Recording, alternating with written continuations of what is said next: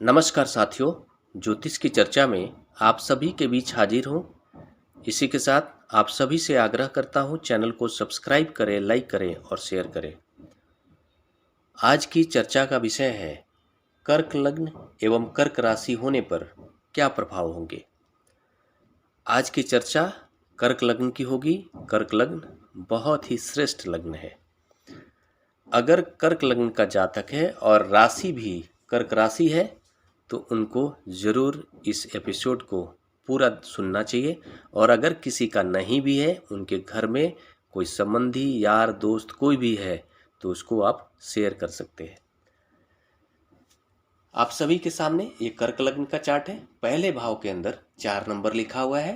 पहला भाव लग्न भाव होता है, 4 नंबर राशि कर्क राशि होती है और लग्न भाव में 4 नंबर लिखा हुआ है, इसलिए कर्क लग्न हो गया। लग्न भाव के अंदर ही चंद्रमा विराजमान है, इसलिए जातक की राशि भी कर्क हो गई। कर्क लग्न भी हो गया एवं कर्क राशि भी हो गई। इसके क्या प्रभाव होंगे?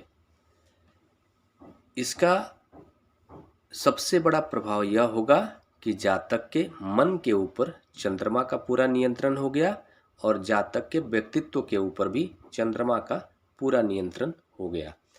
सबसे पहला प्रभाव यह होगा कि जातक का व्यक्तित्व बहुत ही मोहक और आकर्षक व्यक्तित्व का वो स्वामी होने वाला जातक है। उसके कद काठी, रंग, रूप सब कुछ विशेष लेवल के आकर्षण वाला होगा। चंद्रमा पीड़ित नहीं होनी चाहिए, ये सामान्य प्रभाव बताया जा रहा है। अगर कर्क लग्न है, कर्क राशि है, उसके अंदर उसके व्यक्तित्व में विशेष आकर्षण देखने को मिलेगा। ऐसा जातक अपनी माता से विशेष प्रेम करने वाला होता है। ऐसा जातक थोड़ा सा इस बात के लिए बहुत ही चिंतित रहने वाला होता है कि मैं कैसा लग रहा हूँ या कैसा दिख रहा हूँ। अच्छा दिखने के लिए वो विशेष प्रयास करने वाला होता है। ऐसे कंडीशन में जातक बहुत ही ज़्यादा इमोशनल होता है। कर्क लग्न का जातक अगर केवल है तब भी वो बहुत ही इमोशनल होता है। और यहाँ पर कर्क लग्न भी है और कर्क राशि भी है, मतलब जातक के व्यक्तित्व में चंद्रमा का प्रभाव तो है ही, साथ में उसके मन के ऊपर पूरा नियंत्रण चंद्रमा का हो गया। इसका मतलब जातक बहुत भावुक होगा। इतना भावुक होगा कि वो अपने दुख से ज़्यादा दूसरे को दुख को देखकर परेशान होने वाला होगा। कभी कभी एक अनजान व्यक्ति को दुख को देखकर वो रो सकता है। इस हद तक उसकी भावना आहत हो सकती है। इतना ज़्यादा संवेदनशील होगा कि उसका इतना ज़्यादा संवेदनशील होना ही कहीं ना कहीं नकारात्मक माना जाता है। इस कारण से, क्योंकि ऐसे परिस्थितियों में क्या होता है कि लोग, इस तरह के मानसिकता के जो लोग होते हैं, जो कर्क लग्न एवं कर्क राशि के जो लोग होते हैं, उनकी भावनाओं को आहत पहुंचाने का काम लोग करते हैं सोसाइटी में। वैसे कंडीशन में क्या होता है कि जातक को कोई भी अनजान व्यक्ति भी अपना दुख बताकर उसे ठग सकता है। इसलिए इस लग्न चार्ट के अकॉर्डिंग यही नकारात्मक प्रभाव होता है कि जातक अति संवेदनशील होता है। इतना ज़्यादा संवेदनशील नहीं होना चाहिए। ऐसा जातक तुरंत से किसी के भी थोड़े से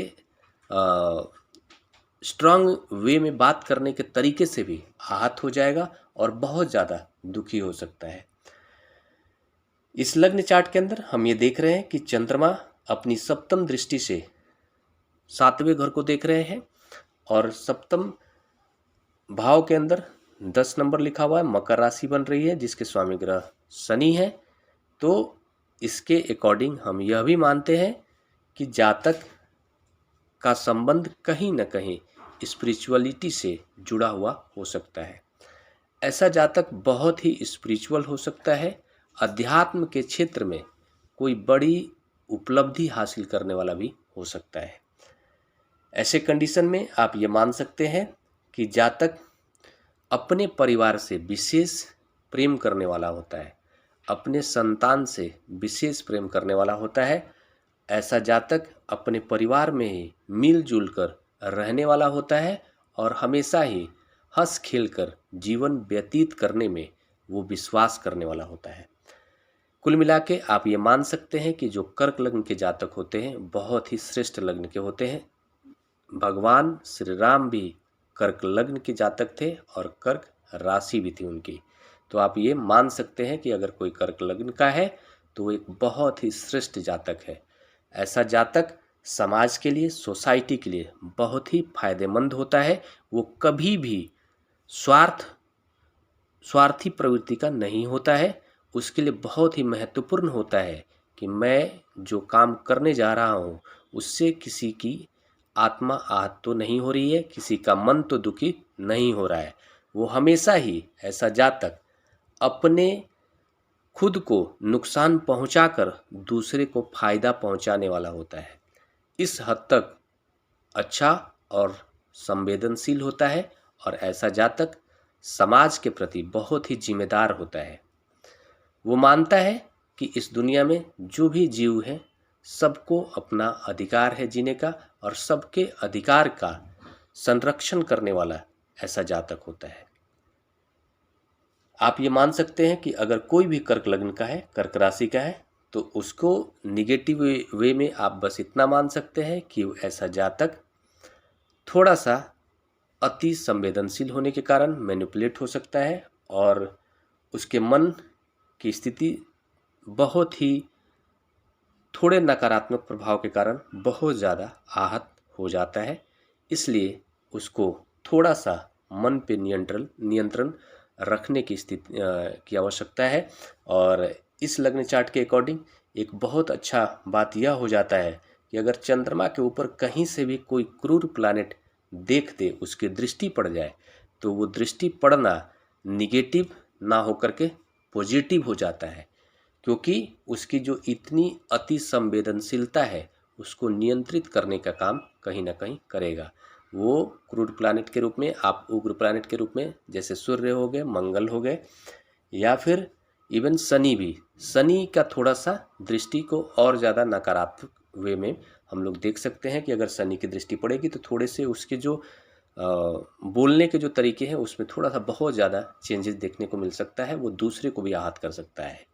इसलिए अगर सूर्य और मंगल की दृष्टि है तो बहुत ही सकारात्मक मानी जाएगी, उसकी संवेदनशीलता नियंत्रित हो जाएगी और वो बाकी सारे कार्य भी बहुत ही सही तरीके से खुद के लिए भी करने वाला हो जाएगा और समाज के लिए भी अच्छा कार्य करने वाला जातक होगा। इसी के साथ नमस्कार। अगले विषय पर चर्चा के लिए आप सभी के बीच मिलूंगा। तब तक के लिए नमस्कार।